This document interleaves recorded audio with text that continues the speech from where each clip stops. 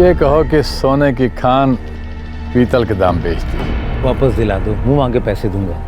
पैसे कागज के फूल हैं दोस्त। जब पूरा खेत ही मिल सकता है तो अनाज से क्यों काम चलाएं? मुझे इस जमीन का 15% चाहिए। मंजूर, हमें सिर्फ ये जमीन दिला दो और देखो हमारे पास पूरी जिंदगी नहीं पड़ी हुई।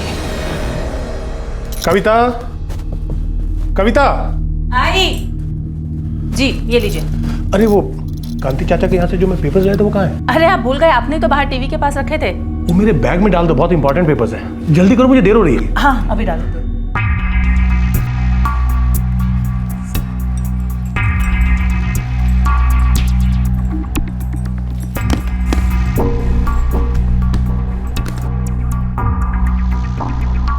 दादू दादू दादू, आपने अभी तक अपना प्रॉमिस पूरा नहीं किया। बेटा, आई एम वेरी सॉरी, गलती हो गई मुझसे।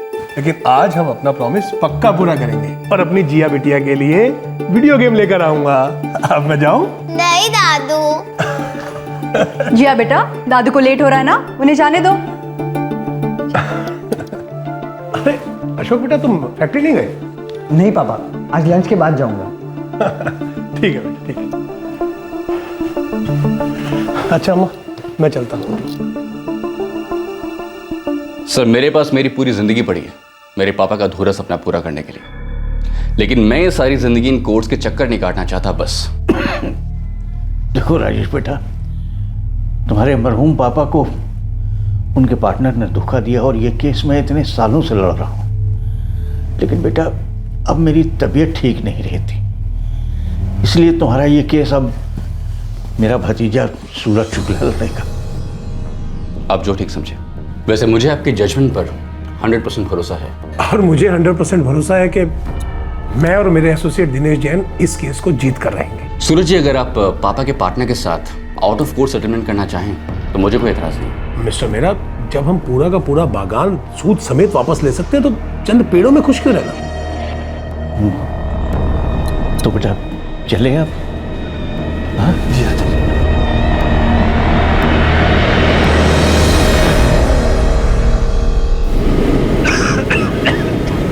अब मैं तुम्हें क्या बताऊं सूरज, तुम खुद एक काबिल वकील हो। कैसी बात कर रहे हैं चाचा जी, आप गुरु हैं मेरे। बेटा सीनियर होने के नाते एक बात जरूर कहूंगा, आउट ऑफ कोर्ट सेटलमेंट को रूल आउट मत करना, क्योंकि अक्सर जीत की जिद में हम वक्त से हार जाते हैं।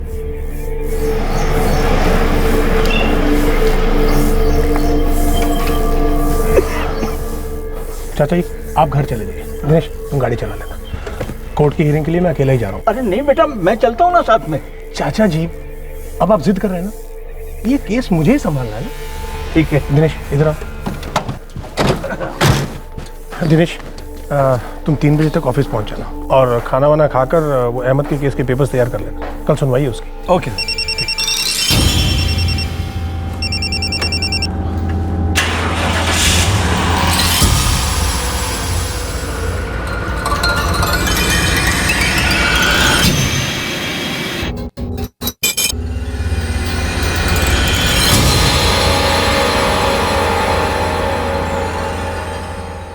एडवोकेट सूरज शुक्ला भोपाल डिस्ट्रिक्ट कोर्ट में पिछले 30 सालों से प्रैक्टिस कर रहे थे। यह उनके लिए एक आम वर्किंग डे था। वो अपने बताए हुए समय पर अपने ऑफिस लौटने वाले थे और फिर उसके बाद घर जाने वाले थे। लेकिन 10 अगस्त 2014 की दोपहर को ऐसा नहीं हुआ।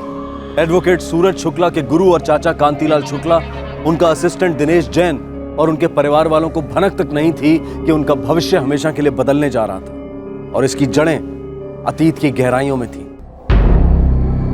The number you have called is currently switched off. The number you have called is currently switched off. The number you have called is currently switched off. The number you have called is currently switched off. अरे कोई कांति को फिर से phone लगा दो, मैं बात करूंगी।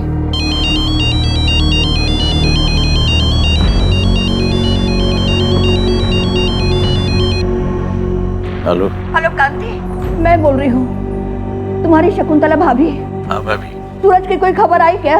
अरे भाभी, मैंने दिनेश और अशोक को कह दिया है कि टेंशन ना लो, केस की छानबीन के सिलसिले में कहीं गया होगा, आ जाएगा। 10 बजने को है, आज तक कभी ऐसा हुआ नहीं। सुनो, जो तुमने नया केस सूरज को दिया है वो कोई गड़बड़ वाला केस तो नहीं है ना? कोई गड़बड़ वाली बात नहीं है, आप डरिए मत, वो आ जाएगा। हाँ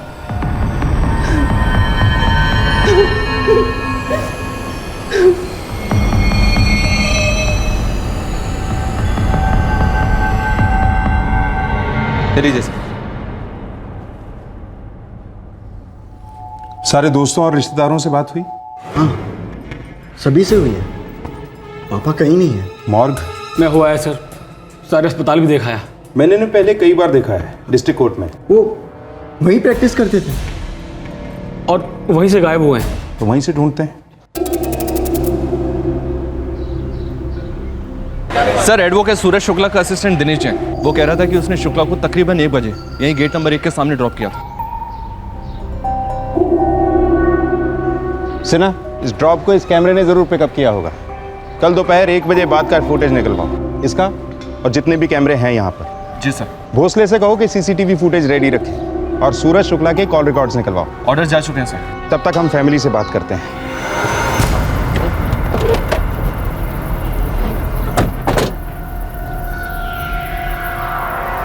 प्रैक्टिस डिस्ट्रिक्ट कोर्ट में करते हैं।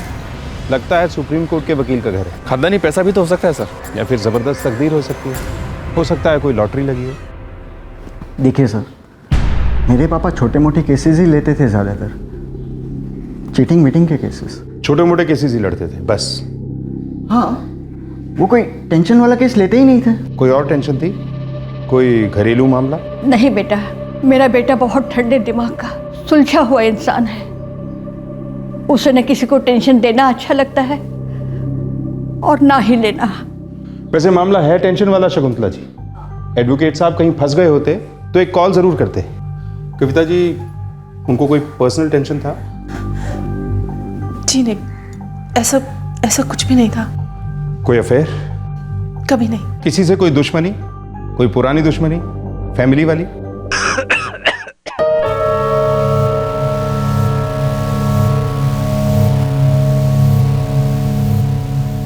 नहीं इंस्पेक्टर, मैंने जो केस सूरज को दिया था उसमें कोई खतरा नहीं।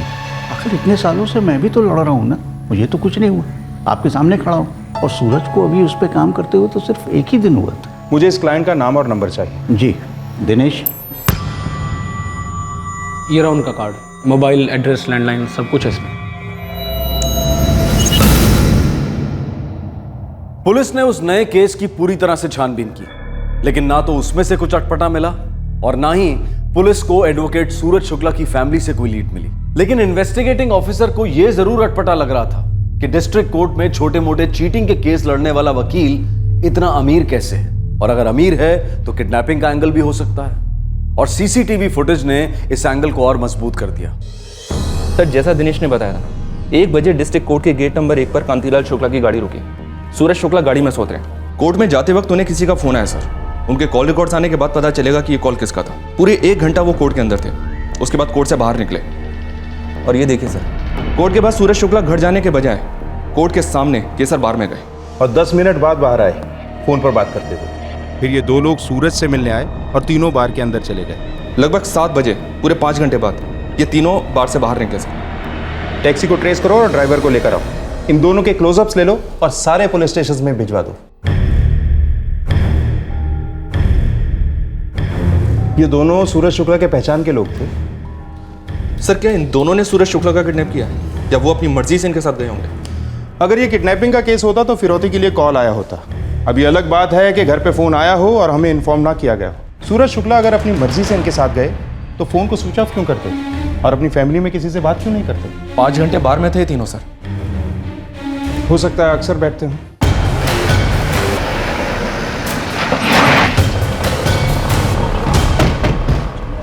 नहीं सर, उस दिन से पहले इन तीनों को मैंने कभी नहीं देखा। ये वाला तो आता होगा?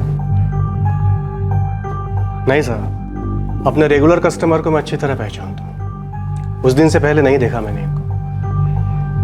सीसीटीवी है? नहीं, सीसीटीवी तो नहीं है। 5 घंटे तक यहाँ बैठे जी? काफी पी होगी। हाँ साहब, तीनों ने बहुत पी थी और वो हंस हंस के और मजे लेके बातें कर रहे थे। एक बात थी साहब, मतलब मैं अजीब तो नहीं कहूँगा लेकिन मुझे खटकी जरूर थी। क्या? साहब, उन्होंने स्नैक्स वैक्स नहीं मंगाया था, बल्कि होता यह है कि 4-5 घंटे बैठ के मजबूत पीने वाला खाने के लिए बहुत सारे आइटम मांगता है, लेकिन इन तीनों ने ऐसा कुछ नहीं किया, बस पीते रहे। खाने का प्लान कहीं और का था, इसीलिए सिर्फ पीना हुआ। और उस टैक्सी में बैठकर शायद किसी खाने वाली जगह पर गए होंगे।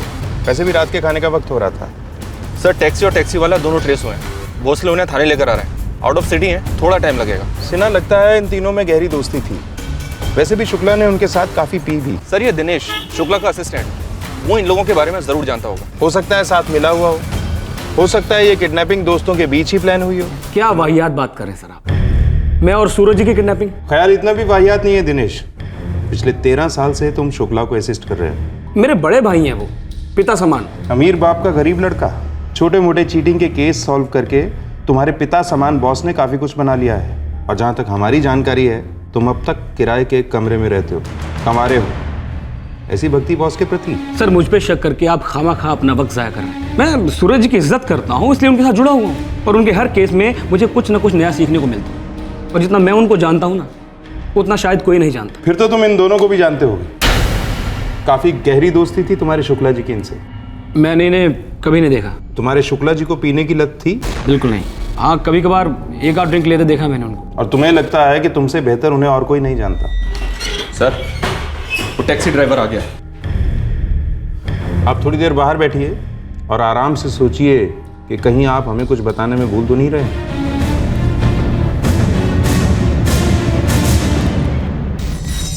नाम?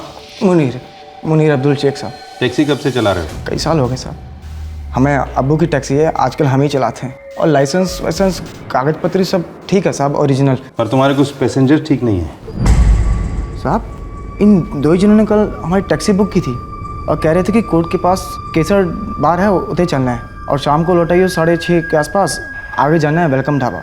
टैक्सी वेटिंग पे थी 5 घंटे? नहीं साहब, मैं वापस गया धंधे पे और शाम को 7:15 बजे लौटा होते। और ये दोनों साहब इन साहब को लेके वापस लौटे और मैं इनको वेलकम ढाबा छोड़ कर आया। कहाँ ये वेलकम ढाबा? इस सिटी के बाहर है, हमारे घर भी होते नज़दीक है, इसलिए हम वापस लौटा है। कुछ बात हो रही थी इन दिनों के बीच में? आते वक्त इन दो जनों में कोई बात नहीं हुई थी और जाते वक्त ये तीनों पिए हुए थे, हमने ध्यान नहीं दिया साहब। शुक्ला साहब, घर पे कौन कौन है? घर पे मेरी बीवी है, मेरी माँ है, बेटा है, बहू है, एक पोती है और मैं हूँ। बेटा क्या करता है आपका? बेटे को मैंने सेट कर दिया है, उसकी एक छोटी सी फैक्ट्री लगवा दी है।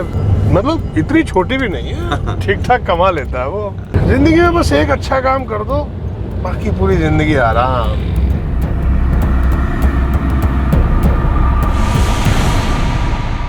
और उसके बाद ये तीनों वेलकम ढाबा पे उतरे और उससे पहले कोई बात नहीं हुई इनके बीच। एक दूसरे को नाम से बुलाया कभी? इतना ध्यान नहीं दिया साहब। ठीक है मुनीर, तुम जा सकते हो। जी साहब। वेलकम ढाबा का नाम सुना है? यहाँ तो सूरज जी कई बार गए हैं। किसके साथ? क्यों? अपने 2 दोस्तों अजय और योगेश के साथ। पिछले 1 महीने में करीब 3-4 बार गए थे। कहीं ये दोनों अजय और योगेश तो नहीं? सर कुछ कह नहीं सकता, मैं कभी इनसे मिला नहीं हूँ। फिर इनके बारे में कैसे जानते हो? पिछले महीने मेरे बाबा बीमार हो गए थे तो मैं गया था उनसे मिलने। जब लौट के आया तो सूरज जी ने बताया इनके बारे में मुझे। अरे सर क्या बात, आज आप अपना टिफिन नहीं लाए? नहीं, मैं दोस्तों के साथ आज बाहर खाना खाने जा रहा हूँ। अच्छा। वेलकम ढाबा, कमाल का खाना है वहाँ पे। दिनेश, कभी तुमको भी वहाँ लेकर जाऊंगा मैं। कौन दोस्त है सर ये आपके? पुराने होंगे, स्कूल टाइम के? अरे नहीं, अभी नए दोस्त बने हैं, अजय और योगेश। बड़े कमाल के बंदे हैं। ये लो, मैसेज भी आ गया। मैं चलता हूँ। ठीक है सर।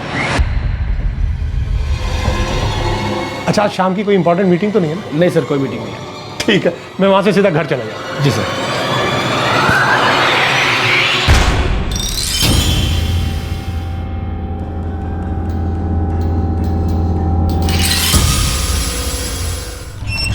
सर सूरज शुक्ला के कॉल रिकॉर्ड्स आ गए हैं। 1:02 पर सूरज को कॉल आया था अजय जायसवाल का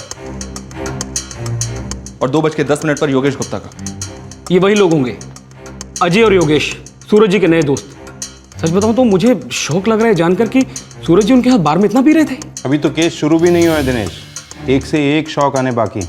फिलहाल तुम जा सकते हो, लेकिन शहर नहीं छोड़ सकते। जी सर। समझ में नहीं आ रहा सर, 1 महीने की इतनी गहरी दोस्ती, सालों से असिस्टेंट रहे दिनेश को पता ही नहीं है। फोटोग्राफ्स फैमिली को दिखाओ, नाम भी बताओ, चाचा कांतीलाल शुक्ला को भी। फिर हम सीधा वेलकम ढाबा जाएंगे। इस नई नई दोस्ती में मुझे किसी पुरानी दुश्मनी की बू आ रही है सिन्हा। इंसान को सबसे ज्यादा धक्का तब लगता है जब किसी अपने बहुत ही करीबी की परछाई में परायापन झलकता है, किसी राज का साया नजर आता है। एडवोकेट सूरज शुक्ला की फैमिली और उसके चाचा कांतीलाल शुक्ला ने अजय जायसवाल और योगेश गुप्ता का नाम तक नहीं सुना था। सूरज की फैमिली, चाचा कांतीलाल, असिस्टेंट दिनेश सभी बौखला गए थे कि कहीं सूरज कोई बात उनसे छुपा तो नहीं रहे थे, कोई ऐसी बात जो सिर्फ ये 2 नए दोस्त जानते थे और कोई नहीं, या फिर कोई और भी था।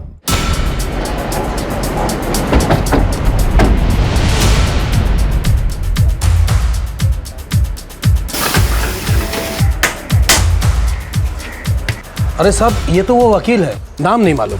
ये 2 दिन पहले यहाँ आए थे, इनके साथ और 2 आदमी भी थे। हाँ, आए थे ना साहब, अपने वो योगेश और अजय के साथ। इनमें से अजय कौन है और योगेश कौन है?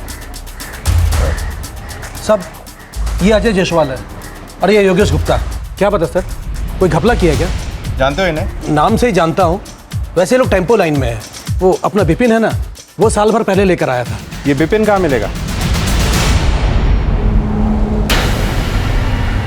सर जी, यही विपिन है।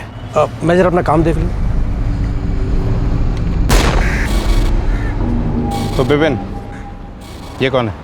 मैं नहीं जानता साहब। इन दोनों को भी नहीं जानते?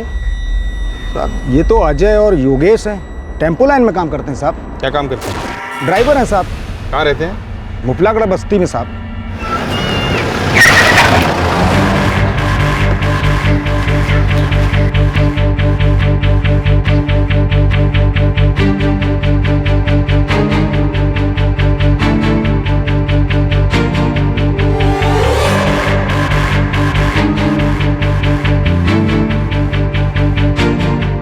सर, ये 16 बता देगा, अजय जायसवाल का। ये जायसवाल परिवार कहाँ है? साहब, 2 दिन पहले ही वो सब लोग अपना बैग वैग लेके कहीं चले गए और किसी को कुछ बताया भी नहीं।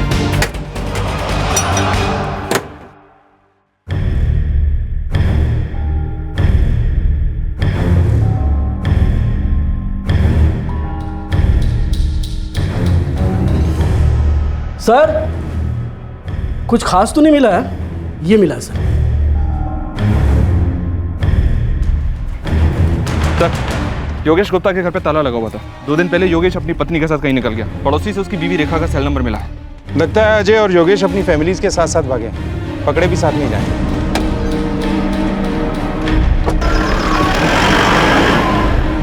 अमित जायसवाल, योगेश गुप्ता और योगेश की पत्नी रेखा, तीनों के कॉल रिकॉर्ड से करवाओ और तीनों के इंस्ट्रूमेंट को ट्रैकिंग पे डलवा दो सिन्हा। Yes sir. सर, एक बात है, योगेश और अजय दोनों टेम्पो चलाते हैं, दोनों ड्राइवर हैं। सूरज शुक्ला इनके साथ दोस्ती क्यों करेगा? इनके साथ बैठकर शराब क्यों पिएगा? हो सकता है सूरज को पता ही ना हो कि वो ड्राइवर है, या फिर हो सकता है उसे पता हो और तीनों मिलकर कुछ प्लान कर रहे हैं। एक काम करो, दोनों के क्लियर फोटोग्राफ सूरज के फोटोग्राफ के साथ आसपास के सभी पुलिस स्टेशन पे भिजवा दो। Yes sir. सिन्हा, मुझे किसी बुरी खबर की बू आ रही है।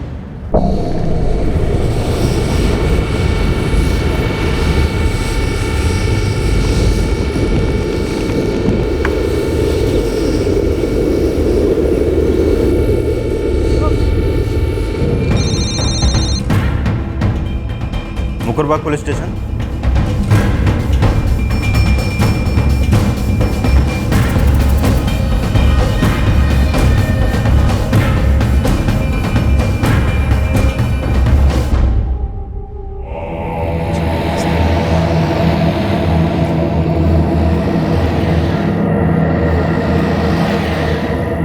आइए साहब। साहब, इस तरह।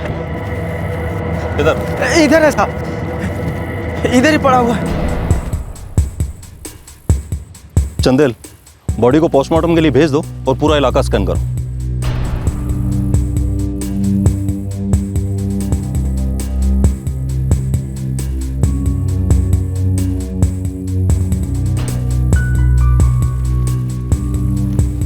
दयानंद, ये बॉडी के पास जमीन पे क्या पड़ा है?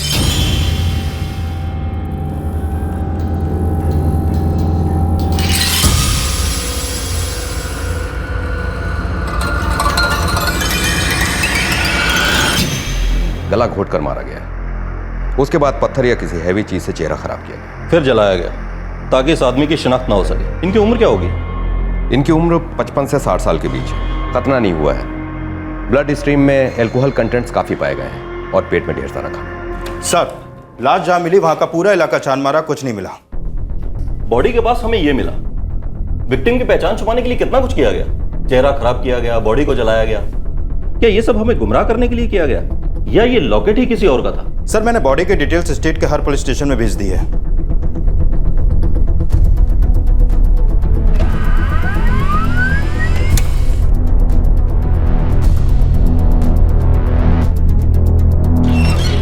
सर, मुकरबाग पुलिस स्टेशन को एक जली हुई लाश मिली है।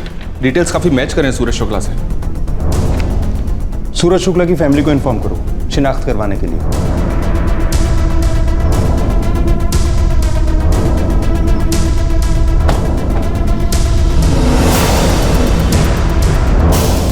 ललित द्विवेदी, लक्ष्मण चौबे, पीएसआई वरुण चंदेल, पीएसआई से ना। फैमिली ऑन द वे है, बस साथ ही हो। आगे।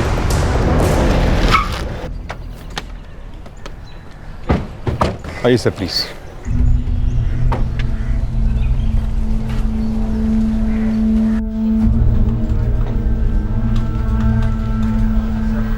देखिए, बॉडी बहुत बुरी हालत में है। आप लोगों में से जो नहीं देख पाएगा वो प्लीज यहां बैठ जाइए।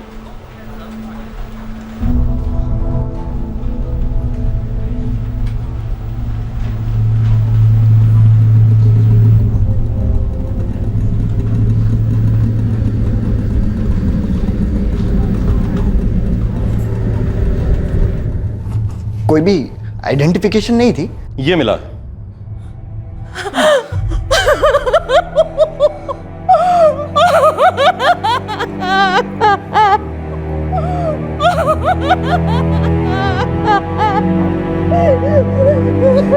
एक खुशहाल परिवार के कर्ता की भयानक रूप से हत्या हुई थी। पहले शक किडनैपिंग का था, लेकिन इस हत्या से यह बात साबित हो गई थी कि इस केस में कोई गहरा षड्यंत्र शामिल है और फरार सस्पेक्ट्स अजय जायसवाल और योगेश गुप्ता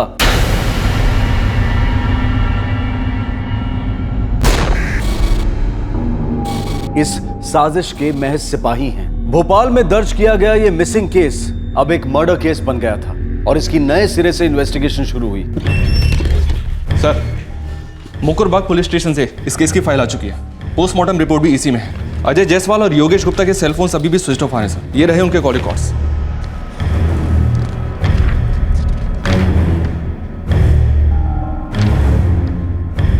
इन दोनों के फोन्स की आखिरी लोकेशन भी मुकरबाग है, जहां इन्होंने सूरज शुक्ला की लाश को ठिकाने लगाया था। और उसके पहले ये दोनों बराबर सूरज शुक्ला के टच में थे सर। इन तीनों के बीच लगभग हर रोज फोन पे बात हुआ करती थी। सुना, ये एक नंबर है जिसके साथ अजय और योगेश दोनों की काफी बात होती थी। मर्डर वाले दिन भी अजय ने कम से कम 16 कॉल्स किए हैं इस नंबर पर और योगेश ने 13। और स्विच ऑफ होने से पहले भी दोनों फोन्स की आखिरी कॉल इसी नंबर को है। हो सकता है सर ये इस मर्डर का मास्टरमाइंड हो। इस नंबर की डिटेल्स निकलवाओ, पूरी हिस्ट्री खोद डालो इस बंदे की। हो सकता है इस केस का रिमोट कंट्रोल इसी बंदे के पास था।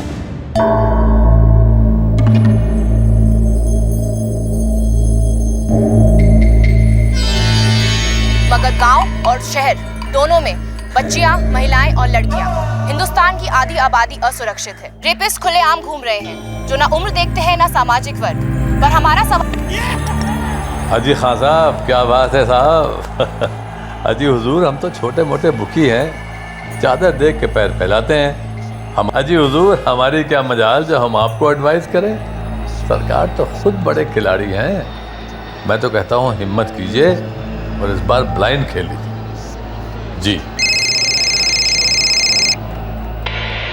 अरे आप कहाँ हैं? घर कब आ रहे हैं? 5 दिन हो गए हैं। अरे आऊंगा जब समय ठीक होगा। हाँ, और सुन, अगर कोई मुझे पूछने आए, खासतौर से कोई पुलिस वाला, तो कहना तू भी मेरे लिए बहुत परेशान है और हमेशा की तरह थोड़ा रोना धोना कर लेना और बीमारी का बहाना कर देना। हाँ, तू तो करती रहती है ना ऐसा। इतने सालों से ये सब कर रहे हैं, अब इतनी उम्र हो गई है, अब बस भी करो। अरे कैसे बस करूं?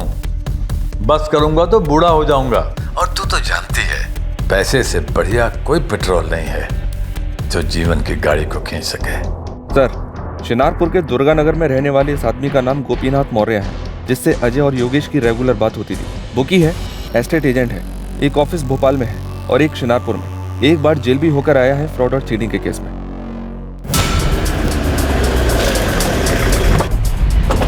सर, गोपीनाथ मौर्य का सेलफोन अभी भी स्विच ऑफ आ रहा है। उसके दोनों ऑफिस पर ताला लगा है। बगल वाले ऑफिस के लोगों से बात किया है, कह रहे कि 5 दिनों से ऑफिस बंद है। 10 अगस्त को तो सूरज शुक्ला की हत्या हुई थी और उसे चीटिंग के केसेस में महारत हासिल है। सर, कहीं ऐसा तो नहीं कि गोपीनाथ मौर्य को सूरज शुक्ला ने जेल भिजवा दिया हो सकता है।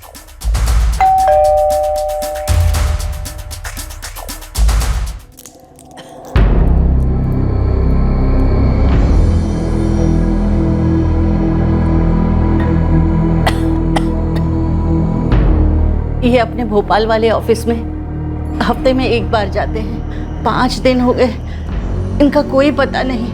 मैं बहुत परेशान हूँ, ना कोई फोन कॉल, ना कोई संदेश, कुछ भी नहीं। 5 दिन हो गए हैं आपके पति को गायब हुए। आपने पुलिस को बताया तक नहीं, एक मिसिंग कंप्लेंट भी दर्ज नहीं की। वो इनको तो आदत है, बोले बगैर यहाँ वहाँ चले जाते हैं। मुझे भी आदत पड़ गई है। आदत है तो आप परेशान क्यों हैं? मुझे कुछ नहीं पता, मेरी तबीयत बहुत खराब है। आपकी तबीयत का एक इलाज है मैडम, झूठ बोलना बंद कर दीजिए।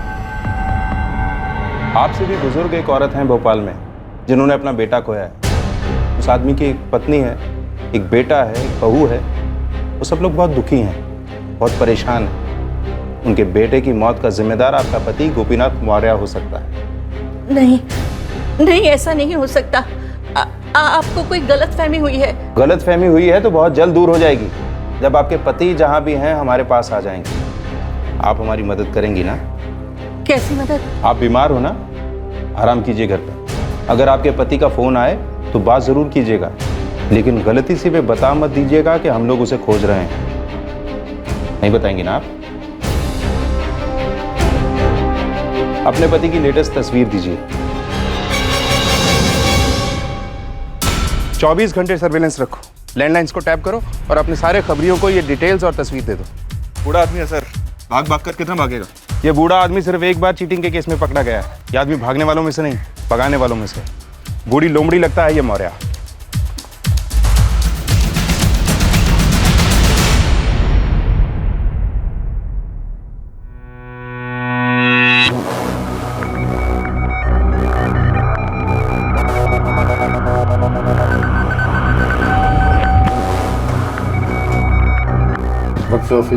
हाँ सेम। किस कमरे में हो? आपके बाजू में। ओह, मैं तो 203 में हूँ। 204। ओह,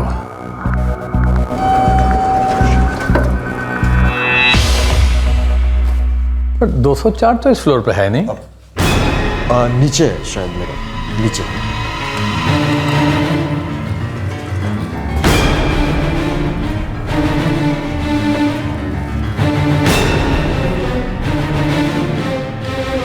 हाँ sir, hotel gold spark 203। Sir थोड़ा जल्दी आइए, उसे शक हो गया सर।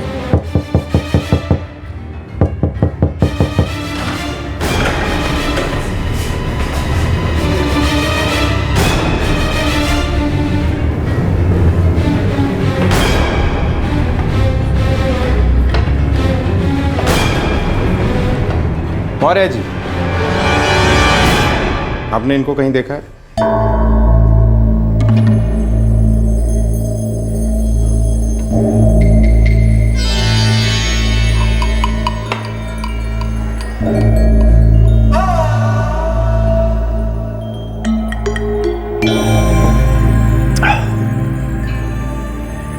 मौर्य जी के लिए और पानी लेकर आओ।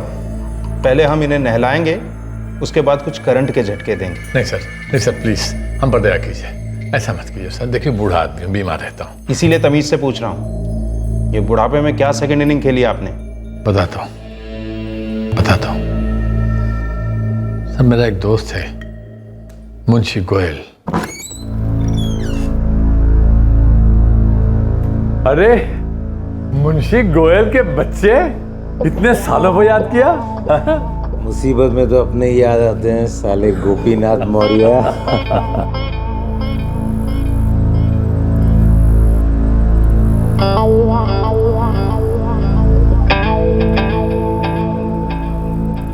1985 तक ये सारी जमीन मेरी थी। फिर क्या हुआ? फिर क्या, बेच दी। किसको, कितने में? भोपाल का एक वकील है सूरज शुक्ला, 5 लाख में बेची। ये क्यों नहीं कहते कि मुफ्त में दे दी? क्या करता, मजबूरी थी। अभी कुछ दिन पहले मैं कोर्ट गया था अपने किसी दूसरे मामले से।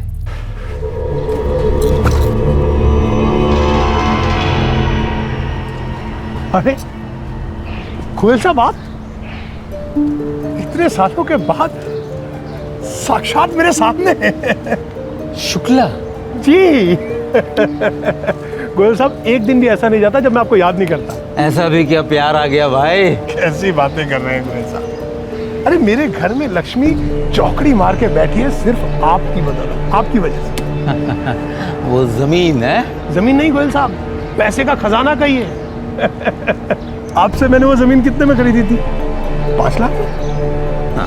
और 10 साल पहले मैंने उसका एक टुकड़ा 1 करोड़ रुपए का बेचा है। 1 करोड़? पर कैसे? वहाँ एक बहुत बड़ा प्रोजेक्ट आ रहा है, तो वहाँ के बिल्डर्स सारी जमीन हीरो के भाव में खरीद रहे हैं। कल ही की बात है, कल का मुझे ऑफर पता है कितने का मिला है? 17 करोड़ का। 17 करोड़, सोचो आप। 17 करोड़? ये सब कोर्ट कचहरी तो मैं अब शौकिया कर रहा हूँ। मेरे पास आज जो कुछ भी है गोयल साहब, सब आपकी मेहरबानी।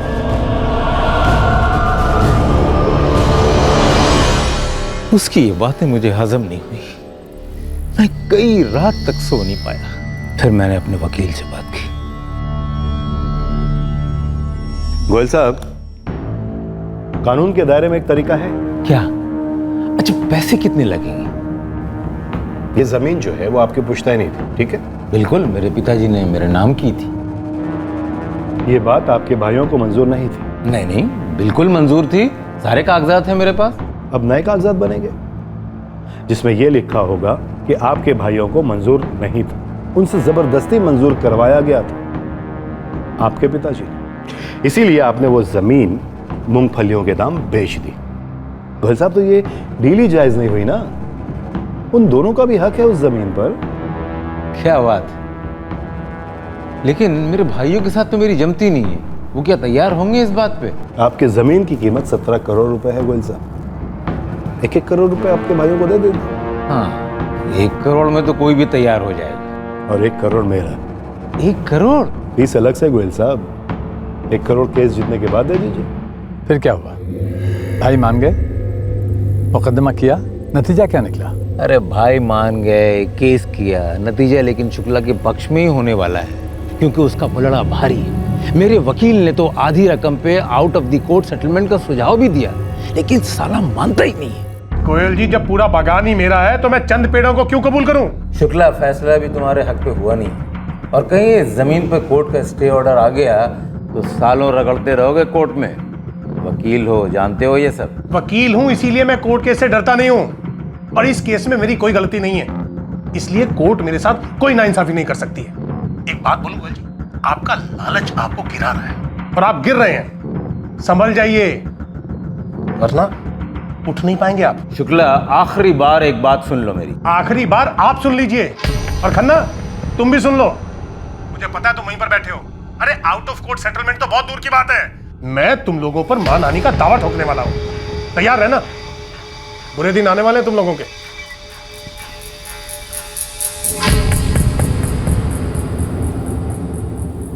उफ, तुमने तो सोने की खान पीतल के दाम बेच दी।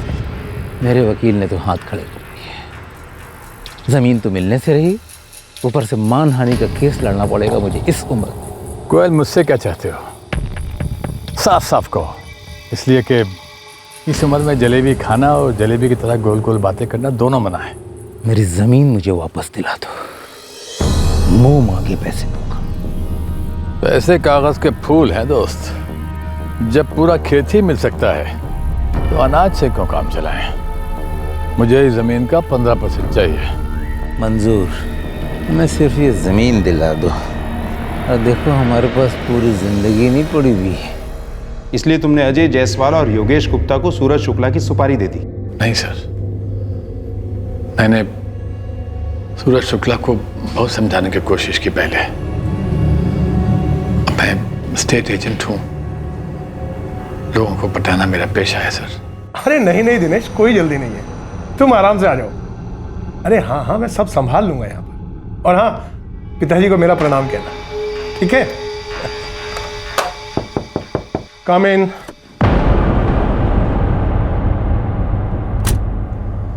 ये आपके लिए। कौन है आप? अब आप मेरा फोन तो उठाते नहीं हैं। सोचा कि अपना फूल का चेहरा आपके सामने ले जाऊंगा तो शायद आप पिघल जाएं।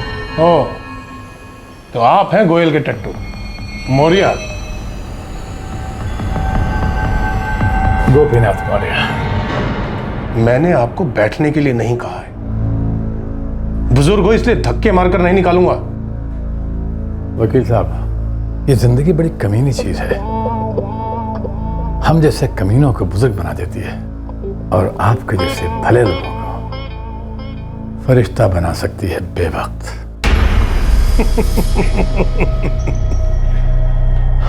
जिस मुंह में नकली दांत हो उस मुंह से धमकी नहीं देनी चाहिए, चुटकुला लगती है।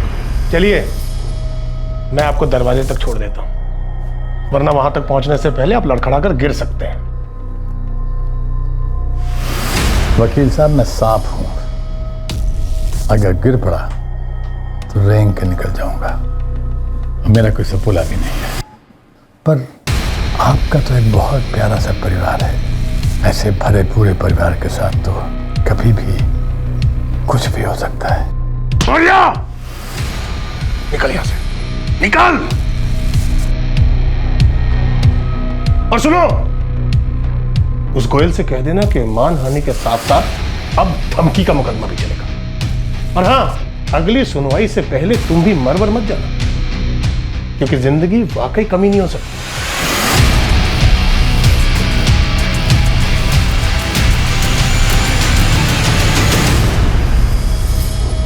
सर, जब घी अकड़ जाए तो उंगली टेढ़ी करनी पड़ती है। अजय और योगेश को कैसे जानते हो? सर, मैंने जिंदगी के हर दिन से थोड़े थोड़े रंग चुराए हैं। जब जेल हुई तो वहां के अंधेरे में अजय और योगेश जैसे रंगीन नौजवान मिले, शराब और शबाब के शौकीन, और जबान इतनी मीठी कि मौत को भी शुगर की बीमारी हो जाए। कैसी बातें कर रहे हैं गुरुदेव आप? अरे आप तो हमें जहर पीने को देंगे ना, उससे भी विलायती पेक समझ के गटक जाएंगे। पहले काम तो सुन लो। आप जो भी कहेंगे हम सब करेंगे गुरुदेव। अरे जेल में आपसे इतनी अच्छी अच्छी बातें सीखने का मौका मिला है, क्यों अजय? हाँ, अब इतना बड़ा ज्ञान पाने का मौका हमें कहाँ नसीब होगा। एक आदमी को थोड़ा ज्ञान देना है और उससे थोड़ा ज्ञान लेना है। अरे तो गुरुदेव, हो गया समझो, आपने कहा और हो गया। क्यों योगेश? हाँ हाँ, हो गया। वकील है सूरज शुक्ला, बड़ा तेज है। सालों पहले उसने एक जमीन खरीदी थी एक दोस्त से। दोस्त को जमीन वापस चाहिए, मामला कोर्ट में है। बस आप दोनों को इससे दोस्ती करनी है और उसे केस वापस लेकर आउट ऑफ कोर्ट सेटलमेंट करवाना है।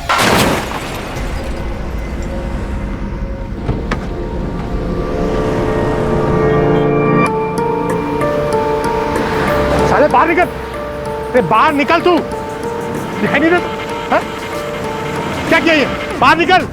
अरे भाई साहब, एक मिनट। अरे क्या भाई साहब? भाई साहब, मेरी गाड़ी कैसी की तैसी कर दी तूने? अरे भाई साहब, गलती से ठुक गई। आप शांत हो जाइए। शांत रहने से मेरे नुकसान की भरपाई हो जाएगी क्या? देखिए, गलती हमसे हुई है तो सारा खर्चा हम भर देंगे। हाँ तो ठीक है, गाड़ी साइड में लगा। बस आप शांत होइए।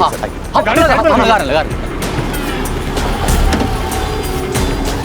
सर, वो कार मैंने ही न दी थी इस काम के लिए, और उन्होंने बड़ी खूबी से सूरज शुक्ला जैसे चालाक आदमी को पटा लिया।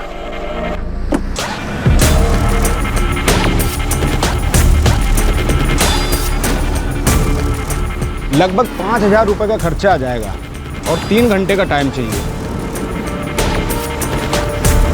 ठीक है, तुम एक काम करो, ये पैसे पकड़ो, ठीक है? कम पड़े तो और लेना, लेकिन साहब की गाड़ी एकदम टकाटक करना जैसे पहले थी। आप चिंता ना कीजिए। ए राजू, जल्दी आ।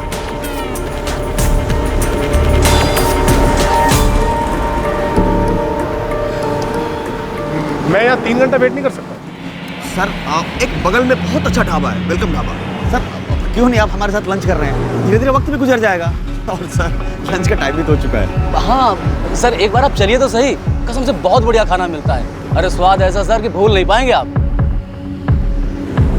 नॉनवेज? अरे वेज नॉन वेज जो आप चाहेंगे सब मिलेगा सर। तो वो चटपटा, मसालेदार, तेल तैरता हुआ। अरे सर अगर आप चाहें तो आपके लिए हम कम तेल कम मसालेदार सब बनवा देंगे सर। नहीं नहीं, मुझे तो चटपटा और मसालेदार खाना पसंद है। लो अरे सर फिर तो ये समझ लीजिए कि किस्मत ने हमें टकराया है। आइए चलते हैं सर। अरे सर बता दो ना, इतना अच्छा खाना मिलता है सर वहाँ पर।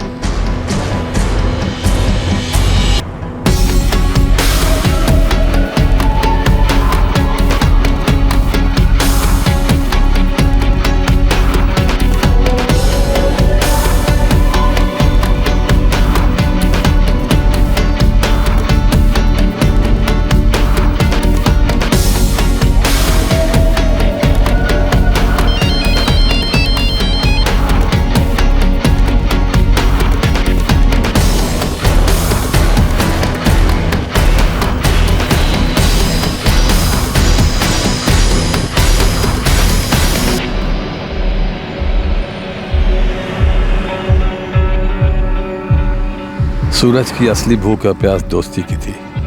अजय और योगेश उसे बड़े प्यार से करीब लाए, दोस्ती जताई और देखते ही देखते बंदा दिल खोल कर बातें करने लगा। 1 महीने में दोस्ती की दही पूरी तरह जम गई।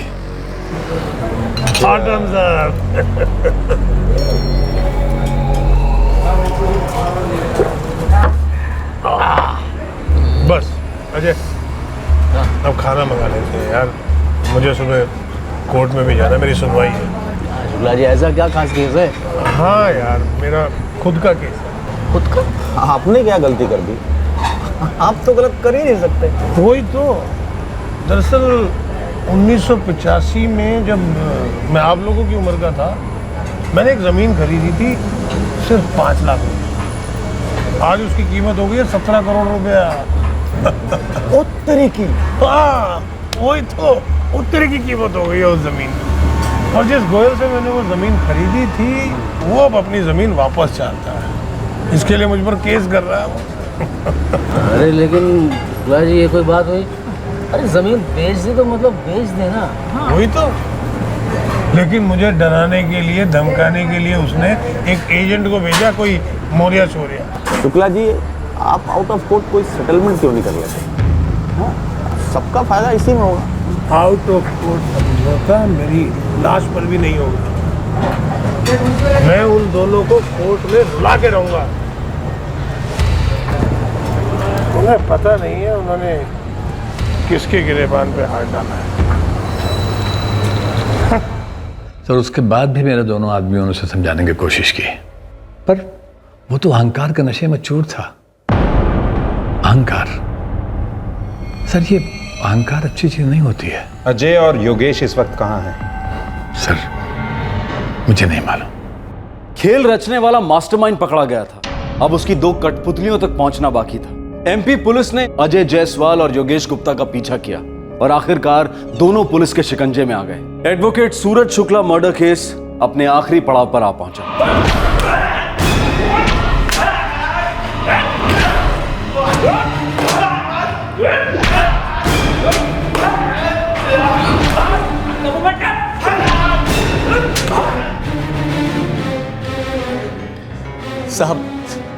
साहब मौर्य जी ने हमें फंसाया है, हम सच कह रहे हैं।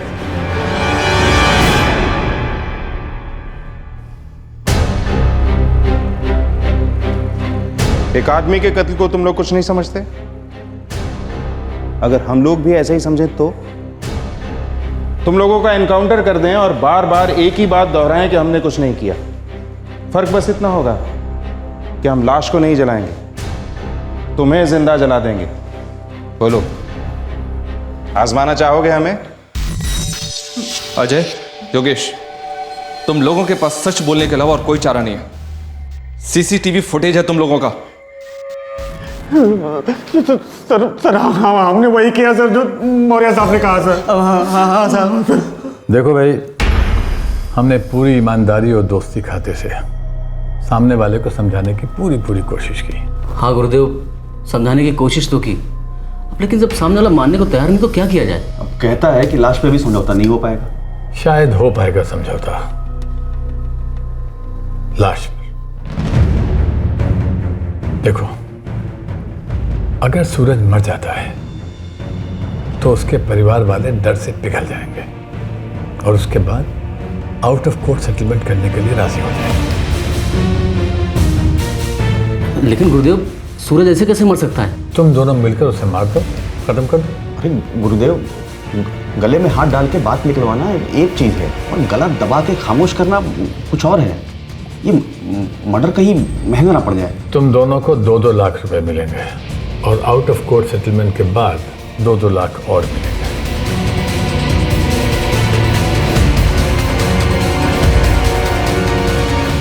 कब मारना है? साहब, मारने का वक्त, दिन और प्लान तय हो चुका था। सर, मौर्या जी ने बोला था कि उनकी दी हुई गाड़ी ज़्यादा दिखनी नहीं चाहिए, इसलिए ढाबे से हम लोगों ने टैक्सी ली। डिस्ट्रिक्ट कोर्ट चलोगे? हाँ साहब, शाम को यही वापस आना है। 7 बजे के आसपास निकलेंगे वहाँ से। इसके बीच में मैं दूसरा भाड़ा उठा सकता हूँ ना साहब? अरे तू उठा ले बिठा ले, हमें क्या है, बस शाम को 7 बजे हमें वापस पहुंचा देना यहाँ, ठीक है? ठीक है साहब, चलो।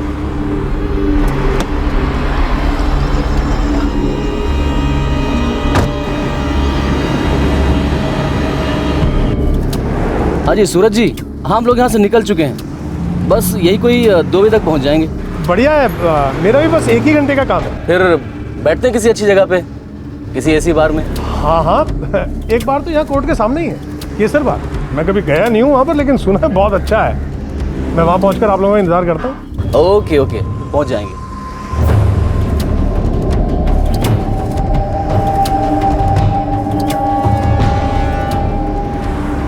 अरे कहाँ पहुँचे आप लोग? अरे सर, बस 2 कदम की दूरी पे हैं, आ गए बस।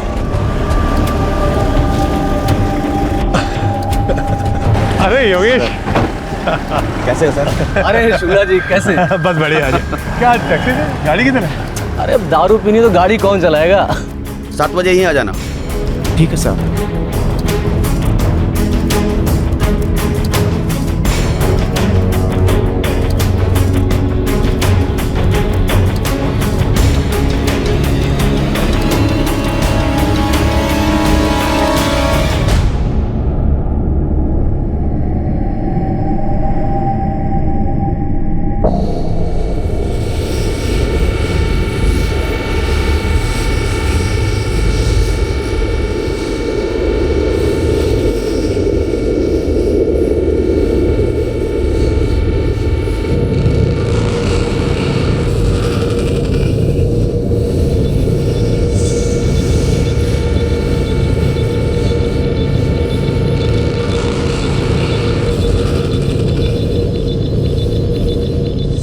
साहब, हमारा इरादा सूरज को ज़्यादा से ज़्यादा पिला के उसका फ़ोन अपने कब्ज़े में करने का था और हम उसमें कामयाब भी हुए।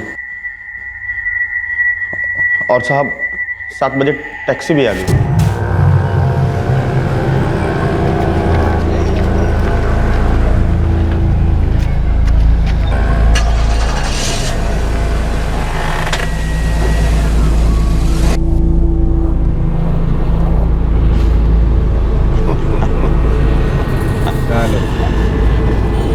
शुक्ला साहब, आपके घर पे कौन कौन है? घर पे एक बीवी है, बूढ़ी माँ है, मेरा बेटा है, बहू है, एक पोती है और मैं हूँ। बेटा क्या करता है आपका? बेटे को मैंने सेट कर दिया है, उसकी एक छोटी सी फैक्ट्री लगवा दी है। मतलब इतनी छोटी भी नहीं है, अच्छा खासा कमा लेता है वो सब मेरे कारण है। जिंदगी में बस एक अच्छा काम करो और फिर पूरी जिंदगी आराम करो। मैंने एक जमीन खरीद ली थी बस। हाँ, अब आप लोग भी मेरे दोस्त हो, आप लोग भी कोई ऐसा ही काम कर डालो, सबको एक अच्छा मौका मिलता है।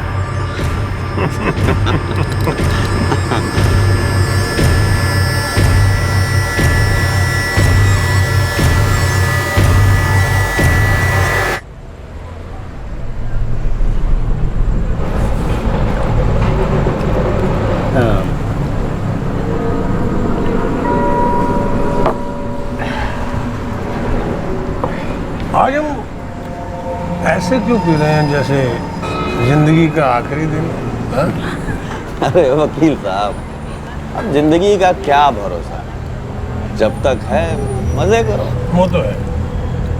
दरअसल मैंने अपनी जिंदगी हमेशा दूसरों के लिए जी, घर बार, माँ बाप, बीवी बच्चे, इन सब के लिए। अपने लिए कभी टाइम ही नहीं मिला। दरअसल कभी अच्छे दोस्त नहीं मिले। अब तुम लोग मिले हो यार, तो चलो जिंदगी एंजॉय करते हैं।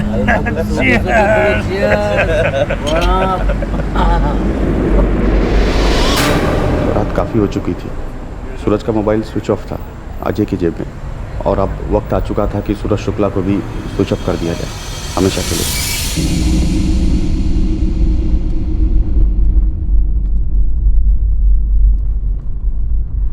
अजय, योगेश, मेरा फोन किधर है यार? मुझे घर पे फोन करना है भाई।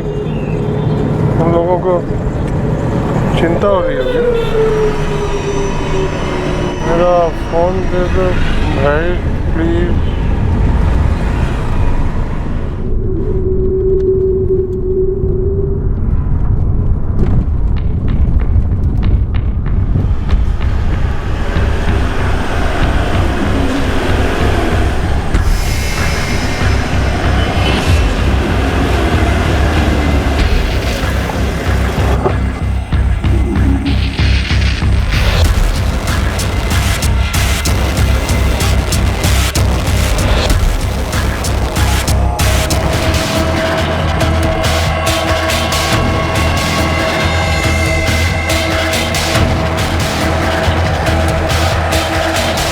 पेट्रोल तुम लोगों ने पहले से खरीद रखा था?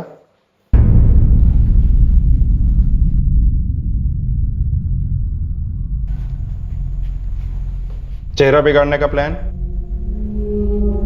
सूरज शुक्ला का सेलफोन, वॉलेट और वॉच, ये सब कहाँ है? साहब मेरे बीबी के पास है। बीबी का नंबर? 4442240। बात करो, टीम भिजवा दो। सर साहब, हमने जो कुछ भी किया वो सब मौर्य जी के कहने के मुताबिक किया।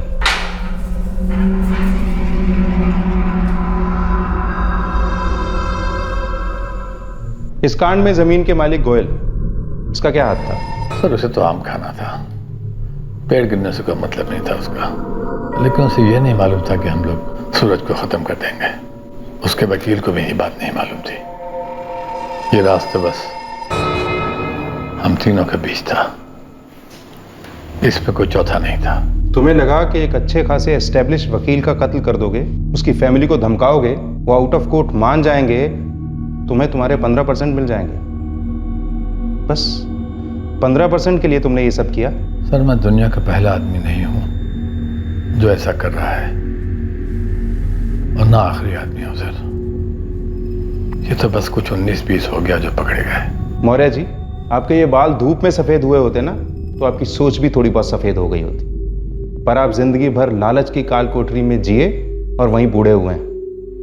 उम्र के साथ साथ आपकी सोच भी काली पड़ती गई। आप बच्चे नहीं, ऐशो आराम से जी रहे हैं।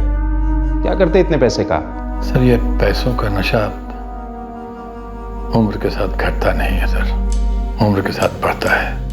बड़ा पैसा कमाने की ताकत उन सारे घावों पर मरहम रख देती है जो जवानी बुढ़ापे को ढह जाती है। मौर्य जी, जिंदगी की इस लंबी इनिंग में आप बस एक बात नहीं सीख सके। क्या सर? यही कि क्राइम नेवर पेज।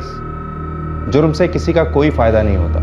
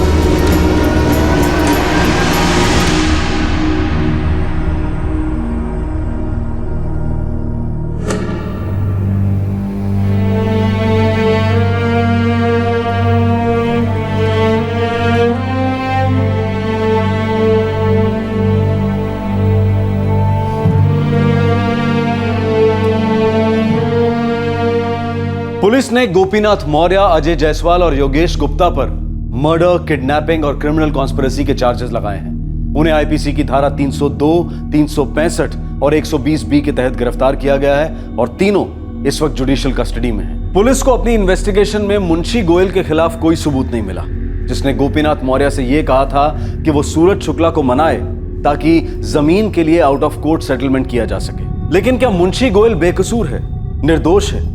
गोयल ने 1985 में एडवोकेट सूरज शुक्ला को अपनी जमीन अपनी मर्जी से पूरे लीगल पेपर वर्क के साथ 5 लाख रुपए में बेची और आज उस जमीन के दाम कई गुना बढ़ गए। इस बात को अपनी बुरी तकदीर समझकर भुलाने की बजाय गोयल के मन में एक ऐसे भयंकर लालच ने जन्म लिया जिसको जलन ने भरपूर आग दी और इसी आग ने जन्म दिया इस भयंकर जुर्म को। इसी लालच की जोत से जली गोपीनाथ मौर्य, अजय जायसवाल और योगेश गुप्ता की लालच की जोत।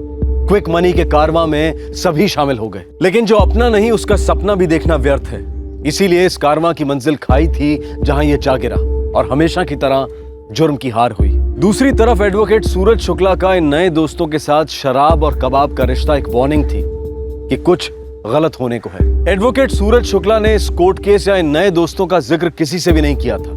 अगर किया होता तो उसके गुरु और चाचा कांतीलाल द्वारा शायद कोई और सलाह मिलती, शायद एडवोकेट शुक्ला की जान बच जाती। आपसे फिर मुलाकात होगी क्राइम पेट्रोल सतर्क में एक और नए केस के साथ। तब तक अपना ख्याल रखें, सुरक्षित रहें और याद रखें, जो हालात हमसे मुश्किल फैसले करवाते हैं वही हालात हमें नेक इंसान भी बनाते हैं। सही वक्त, सही कदम, सतर्क रहें। जय हिंद।